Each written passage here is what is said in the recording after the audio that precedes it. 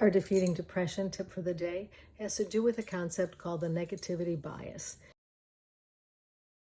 So that negativity bias is our tendency not only to register negative stimuli more readily than positive, but also to dwell on that negative or those negative events. This is also known as the positive-negative asymmetry. This negative bias means that we might feel the sting of a rebuke or something not kind more powerfully than we feel the joy of praise.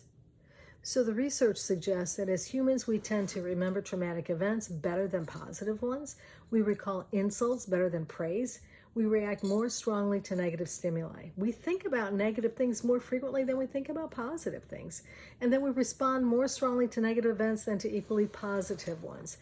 So what we need to do is reframe that. Now, here's an example. So if your significant other and you have an argument, after the argument, what do?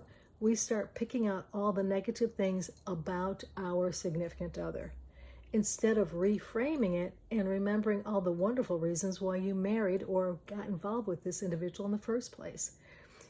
Let me give you another example. Your boss gives you a review, and there may be one item on there that needs improvement, and 15 or 20 items that don't need improvement because you're doing so great with them.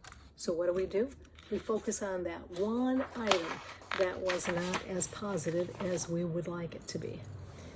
What's interesting about this is the belief is that this is our brain is programmed this way. Some say hardwired this way because of evolution.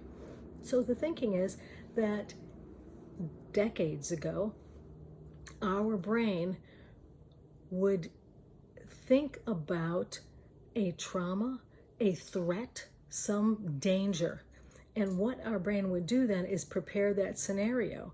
The thinking is that if you prepared yourself for that negative event, then you are more likely to survive. So the brain defaults to the negative outcome. And that is extremely important. In fact, there's data that shows that there's research that shows that even in children less than a year old, initially, the children start out with the coos and the happy, the joy in their face because their facial expression is that of joy, the tone of voice, hearing somebody else talk to them. But then that second half of the first year of life, and there seems to be a shift. So very young infants tend to pay greater attention to the positive facial expression early on, but this shift occurs as they near the age of 1. There are brain studies that show that around this time, babies begin to experience greater brain responses to negative stimuli. And this suggests that the brain's negative bias, it emerges in the later half of the child's first year of life. There's even some evidence that the bias may actually start earlier than that. In fact, there was a study that looked at infants as young as 3 months old. They showed signs of negativity bias when making social evaluation of others. And the way that the study was set up is there were individuals that were very social and others that were not as social. And the babies developed these negative bias to those that were not very social. So even at age 3 months, we are doing this. Our brain, like I said, is hardwired, according to some research, hardwired to go to a negative place. So what we need to do is we need to reframe our thinking. We need to do positive thinking, and we need to make that intentional every day.